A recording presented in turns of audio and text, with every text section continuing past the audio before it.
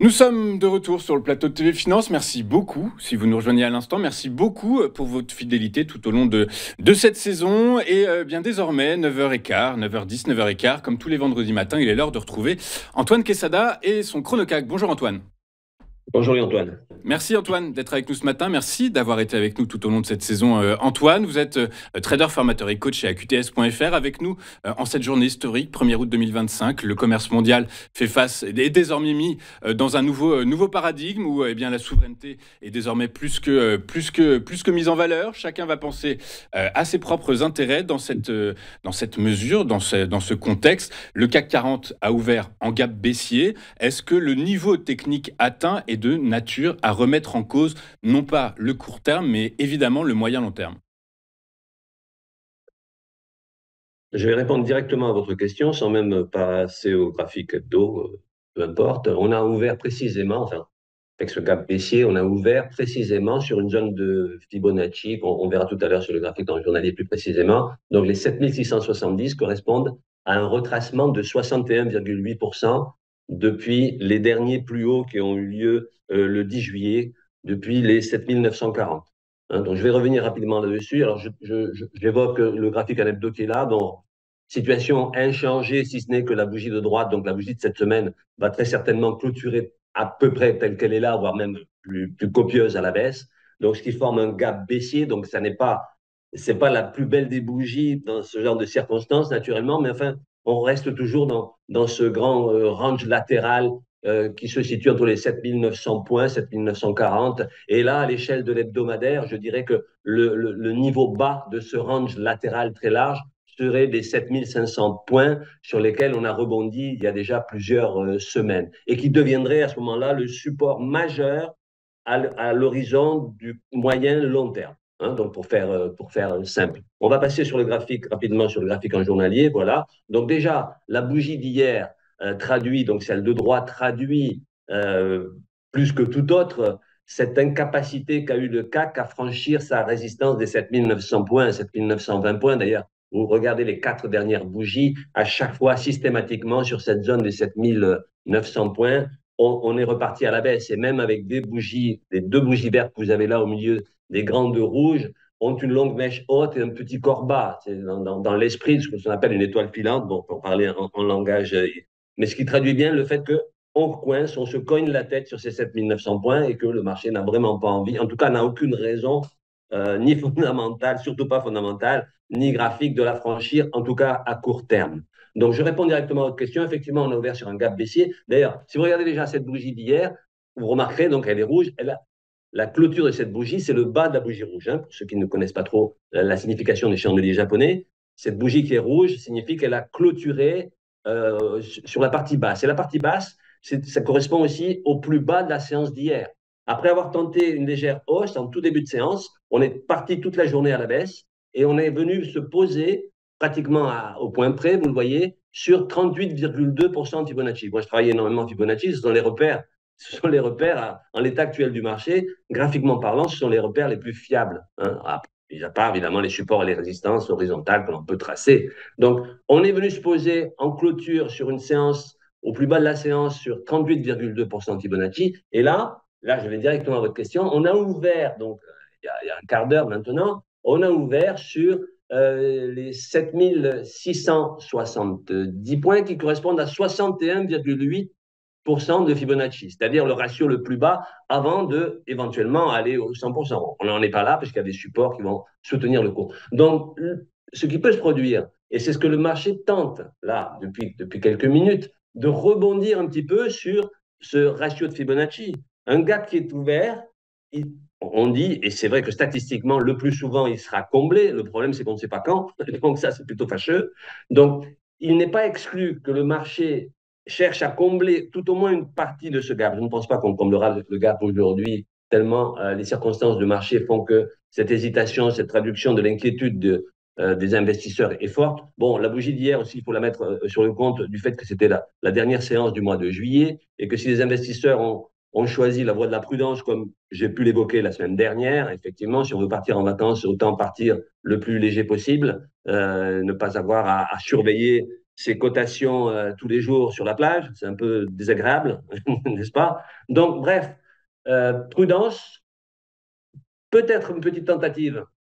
Il hésite, hein, le marché, aujourd'hui, pour revenir vraiment à l'état actuel des choses. Si on venait à tenter de combler une partie de ce gap, parce que, comme je viens de le dire, je ne pense pas qu'on le comblera totalement, on pourrait honnêtement penser, espérer que l'on aille rechercher les 7722 points qui correspondent en fait aux 50% de Fibonacci ici. Parce qu'en fait, hier, on est passé, en fait, hier, non, ce matin, on est passé d'une clôture à 38,2 à une ouverture sur 50%. C'est-à-dire qu'on a totalement, pardon, sur 61,8%.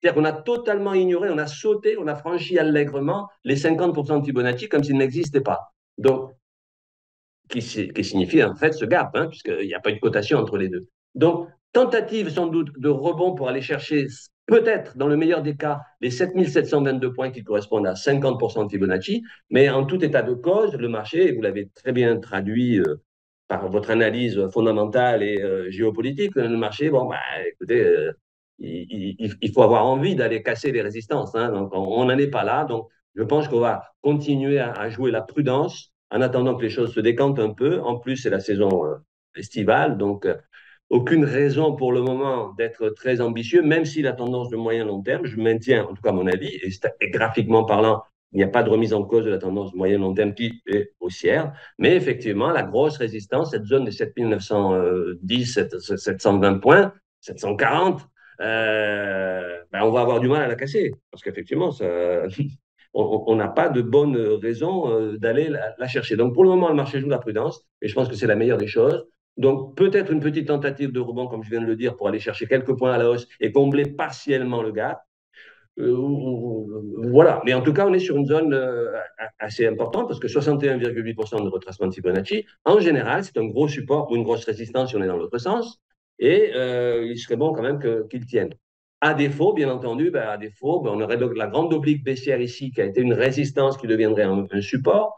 À défaut, on pourrait se diriger à plus long terme, entre guillemets, dans les jours, les semaines qui viennent, sur carrément les 7500 points qui, comme je l'ai dit sur le graphique en hebdomadaire, sur le graphique de moyen long terme, constituerait le gros support majeur qui maintiendrait, merci de le remettre, effectivement, donc qui correspond à un support majeur qu'il ne faudrait pas franchir à la baisse sans risquer à ce moment-là de remettre en question la tendance de moyen terme. Donc, on n'en est pas là, mais en tout cas, le marché a choisi, et je pense que c'est raisonnable, la prudence, et j'invite les investisseurs à en faire de même, à défaut de, comme je l'ai dit à plusieurs reprises ces dernières semaines, à défaut de pouvoir travailler, mais ça, il faut des compétences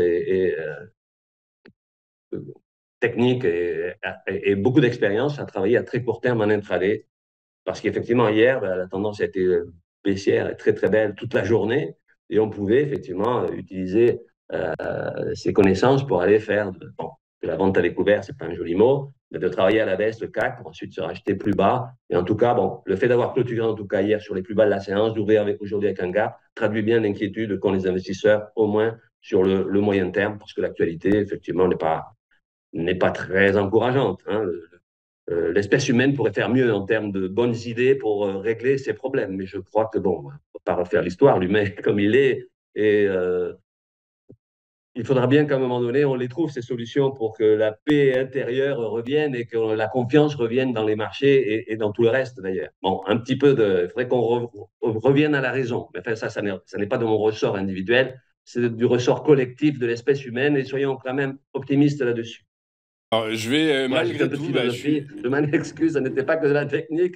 Je vous ai donné mon point de vue moral en cette dernière séance la, la- avant les la- grandes vacances. la moralité est toujours bienvenue actuellement. Je vais cependant apporter encore une petite touche de négativisme, si je puis dire, puisque en fait cette guerre commerciale, elle vise un pays en fait en réalité, c'est la Chine.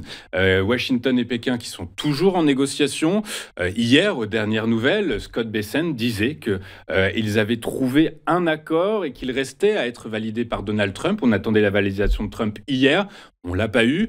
On l'attend aujourd'hui, mais donc sans cette validation, eh bien, la date du 12 août reste en ligne de mire. Donc, bah, écoutez, effectivement, partez en vacances, les doigts de pied en éventail dans le sable, mais gardez quand même en tête cette fameuse date du 12 août qui pourrait apporter énormément de volatilité sur les marchés financiers. Donc, gare quand même à ce qui nous arrive devant, juste pour être tout à fait précis. Le 12 août, c'est un mardi en plus, donc en plein jeu, en pleine semaine boursière. Voilà, écoutez, Antoine, merci beaucoup d'avoir été avec nous toute cette saison. Antoine Quesada, à la fois philosophe, moralisateur, analyste technique, et également eh bien, avec nous toutes les semaines. Et bah, écoutez, je vous en remercie beaucoup, Antoine. Je vous souhaite bah, de très bonnes vacances, si vous allez vous en accorder. Et puis, bah, je l'espère, vous retrouver à la rentrée le 1er septembre prochain. Antoine, bonnes vacances. Bonnes vacances à vous également, Louis-Antoine, et bonnes Merci beaucoup. vacances à Au revoir. nos Très bonne auditeurs. journée. Très bonne journée, Antoine. On va marquer une courte page de publicité dans cette édition historique du 1er août 2025. Et juste après, une fois n'est pas coutume, même si ça devient une habitude, eh bien, nous retrouverons James Detoiti et c'est Market Mover qui va revenir pour vous sur les trois publications majeures de la cote mondiale, à savoir Meta, Microsoft et Apple. À tout de suite sur Téléfinance.